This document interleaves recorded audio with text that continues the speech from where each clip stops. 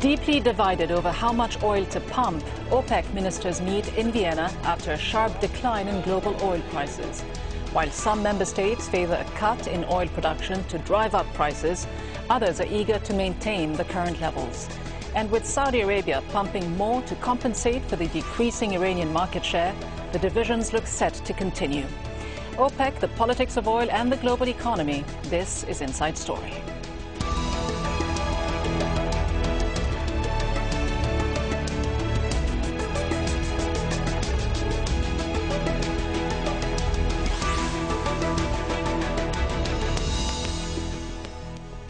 Hello and welcome to the program. I'm Rida Fakhri.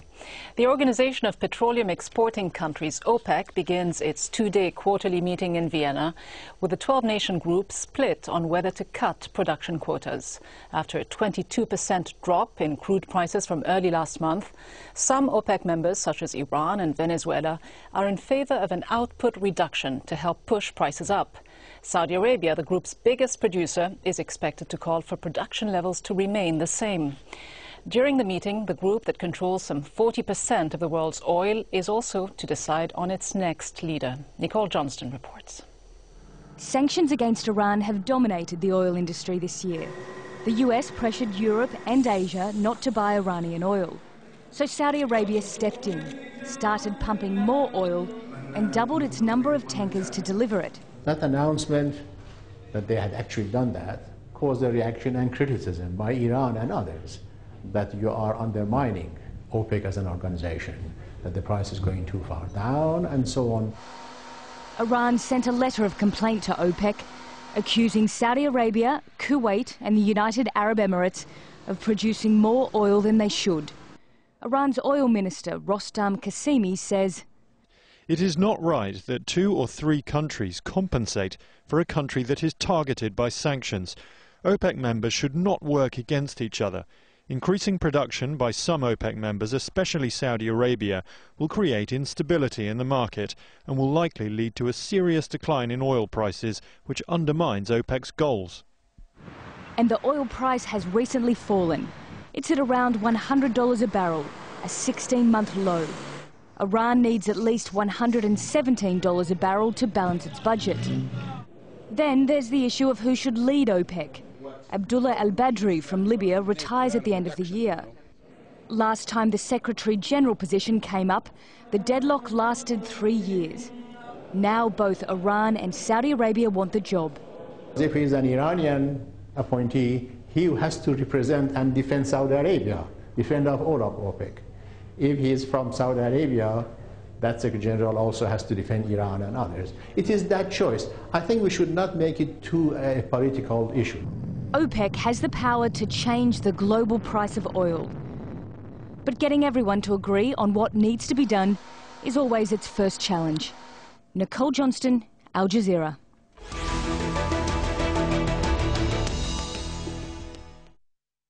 So who controls OPEC and just how relevant is this organization today? To answer this, we're joined by Sadegh Zibakalam, Professor of Politics at the University of Tehran, and Julian Lee, Senior Energy Analyst at the Center for Global Energy Studies in London.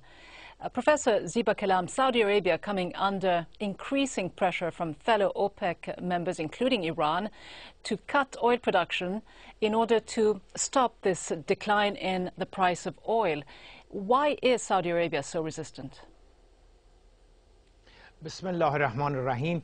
It appears that the Saudis are thinking that they belong to this school of thought that if oil prices is very high in the international market, then what it will do, it will harm in the long run the benefit of the oil-producing country, because it will make other energies more competitive with the oil, and it will make Westerners to consume less oil, and also it means that other resources which hitherto have been very expensive and not not compatible with the oil, they can now, if the oil prices is too high, they can now compete with the oil prices.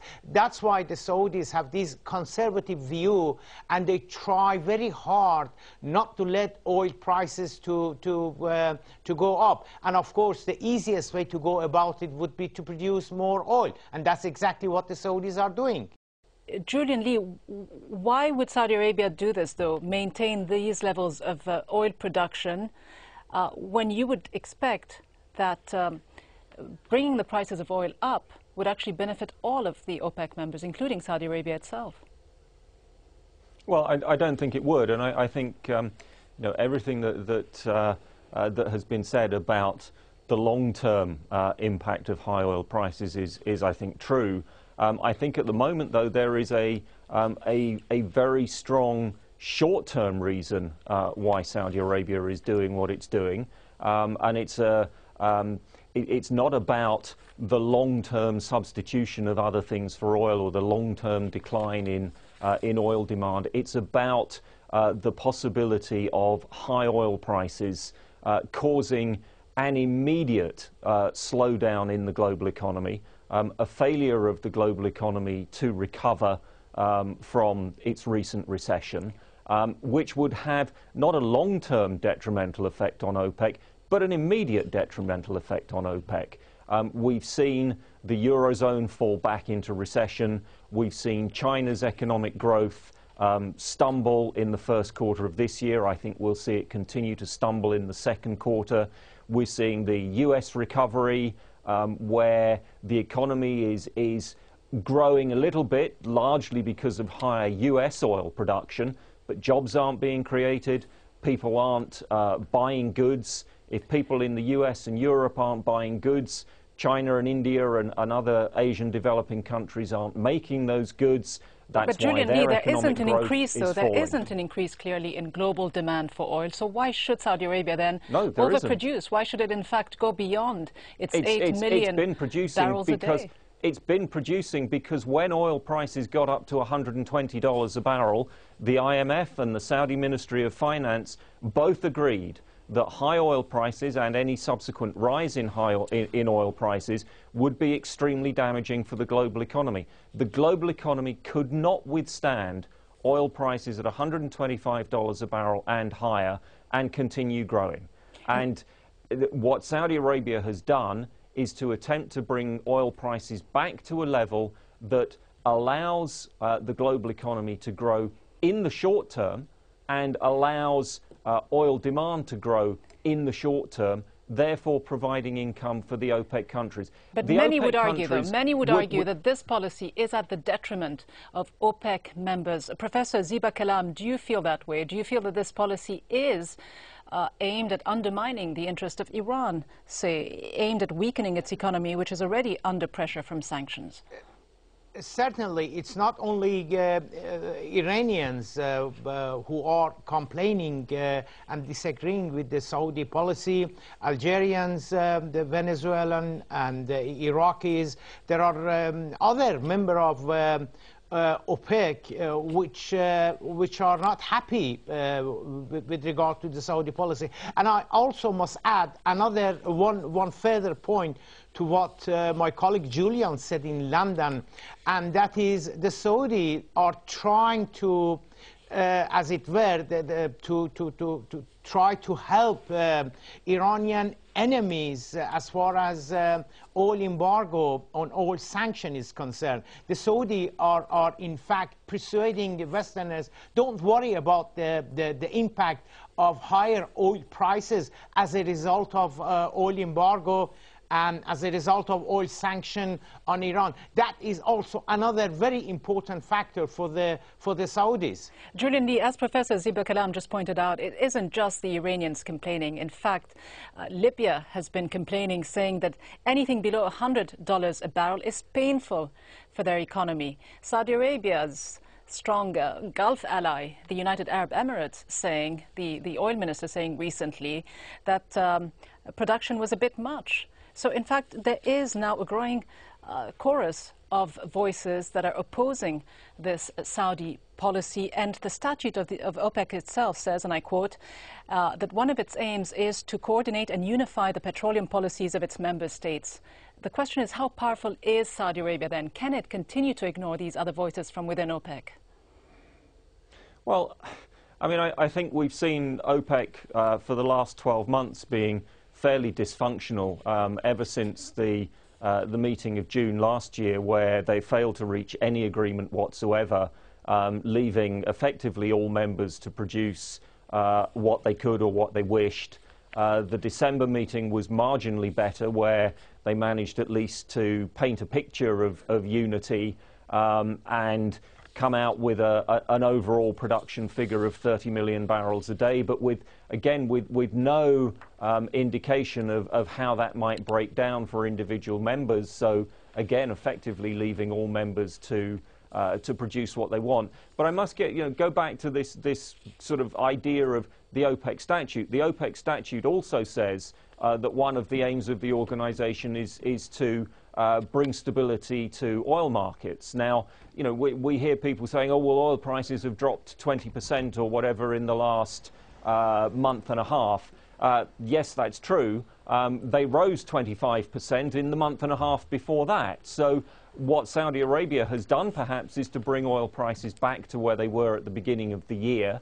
And I think if we saw oil prices go up to, say, $120 a barrel again, by the end of this year, they would probably be down at 50 or 60, back to a repeat of what happened in the second half of 2008. And that would be even more damaging for the economies of Libya and Venezuela and others who seem to think somehow that an oil price of $120 a barrel has no repercussions on the global economy. It does. But what about the spirit of OPEC itself, Professor Ziba Kalam?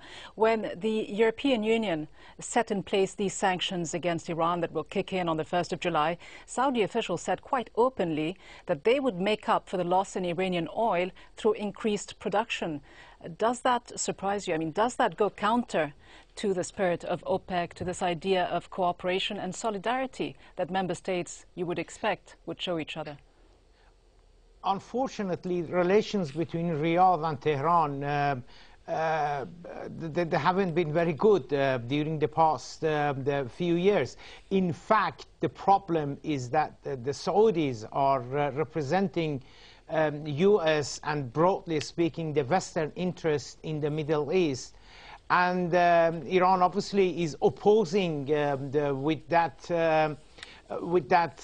attitude, and Iran is opposing United States and the Western interest. So unfortunately, things haven't been going very well between Iran and Saudi Arabia.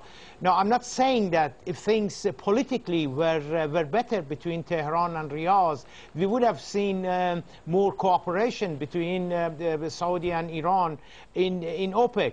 But certainly, the political animosity between Iran and Saudi Arabia doesn't help to reach a price agreement as far as OPEC is concerned.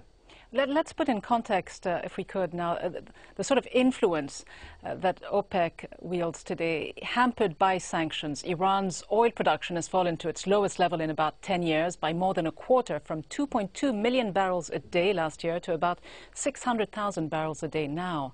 Shipments of crude oil from Iran are also expected to drop further when a European Union oil embargo takes effect on the 1st of July. Now, top oil exporter Saudi Arabia pumped 9.8 million barrels of crude oil a day last month, which is the highest rate in the past 20 years.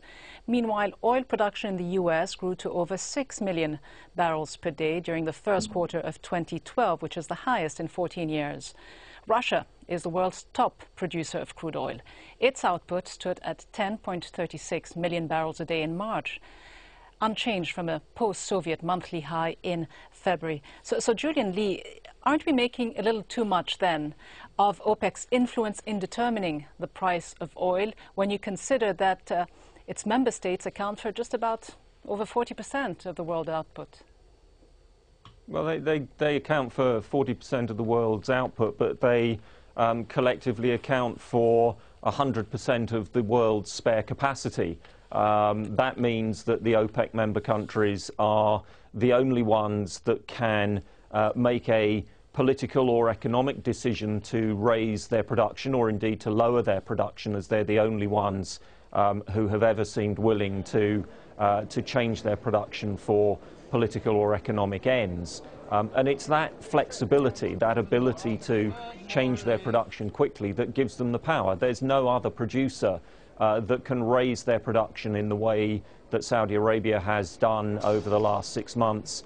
And there's no other group of producers who would be prepared to cut their production in the way that OPEC did in early 2009. And that's what gives them their power, not their level of production. What about the system under which OPEC operates, Professor Ziba Kalam? For the past couple of decades, OPEC has been operating under this quota system. But there are always cheaters, as we know, including Saudi Arabia, which is producing beyond the allotted quota that it has. Do you think the system is viable? Is it fair?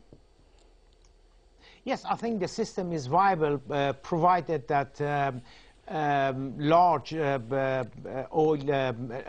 member of OPEC, such as Saudi Arabia and Iran, if they can agree on a common policy as far as OPEC is concerned.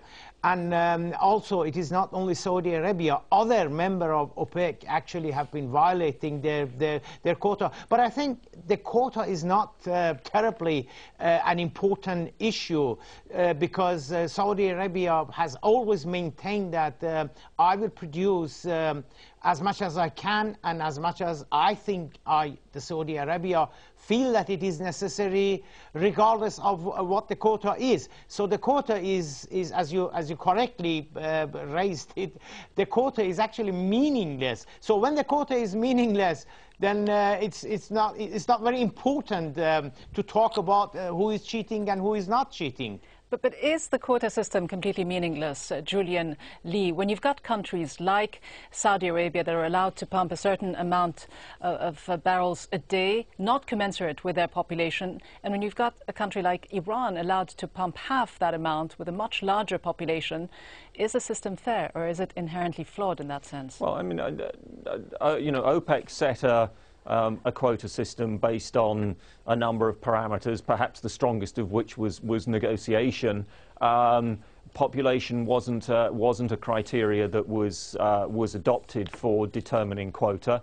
I think you have to bear in mind, I mean, you talk about Saudi Arabia being the country that's raised its production and is overproducing. Saudi Arabia was also the first country, and indeed for many months the only OPEC member country, to cut its production when the demand for OPEC oil was falling very, very sharply in the second half of 2008. So Saudi Arabia has been prepared to move its production in both directions to stabilize the market.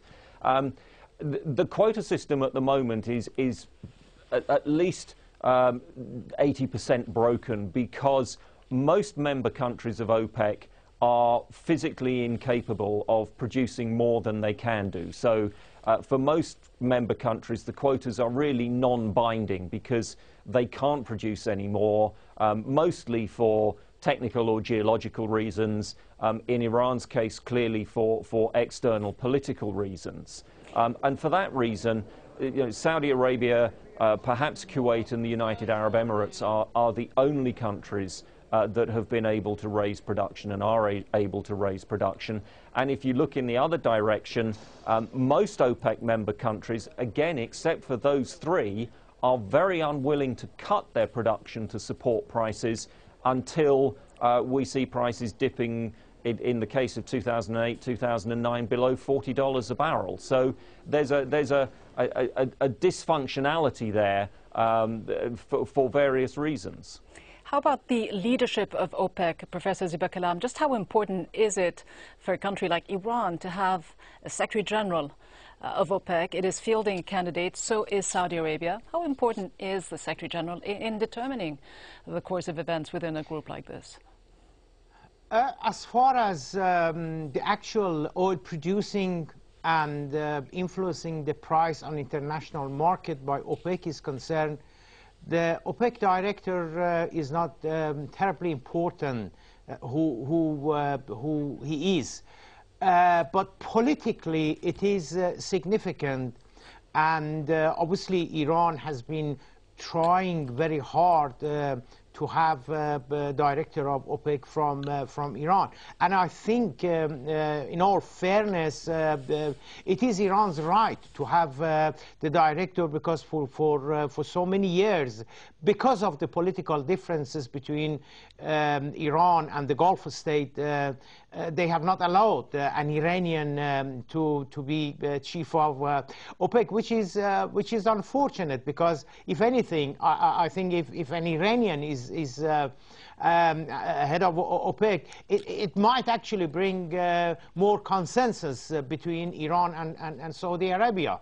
And just looking at a list of former Secretaries General of OPEC, I see that the last time Iran had indeed one of its nationals at the helm of this organization was back in 1964.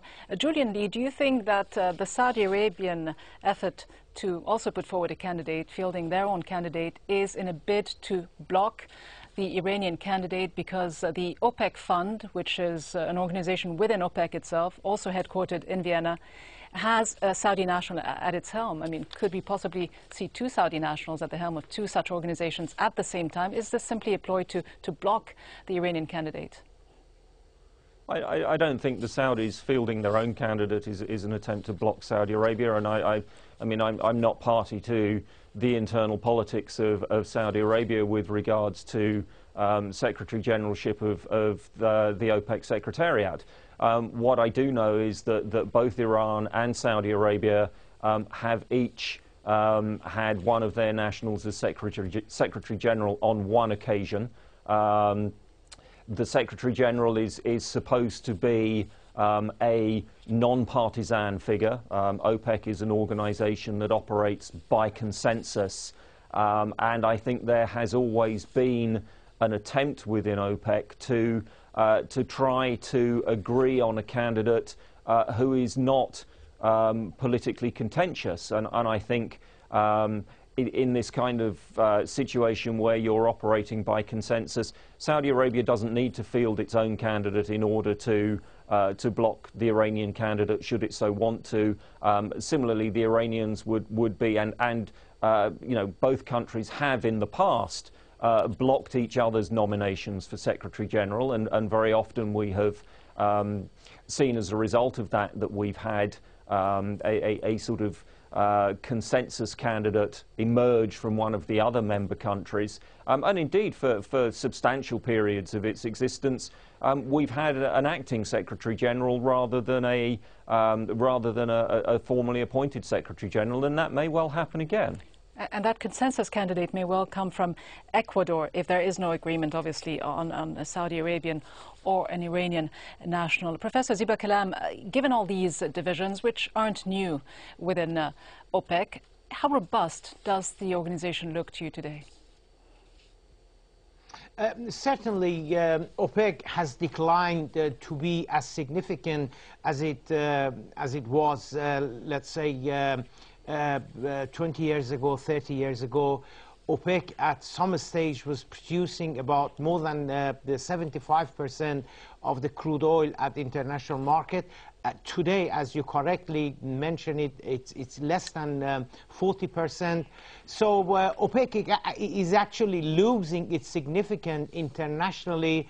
We are observing Nigeria, Britain, Russia, and non-OPEC producing countries that are occupying the demand for the market, and I think this trend will continue, the decline of OPEC internationally. Professor Ziba Kalam in Tehran and Julian Lee in London, thank you both very much indeed for joining us for this discussion. And thank you very much for joining us as well, and for your time here on Inside Story. We welcome, as always, your feedback. Send us your thoughts to insidestory@aljazeera.net. From me, Rida Fakhri, and the team, thanks for watching.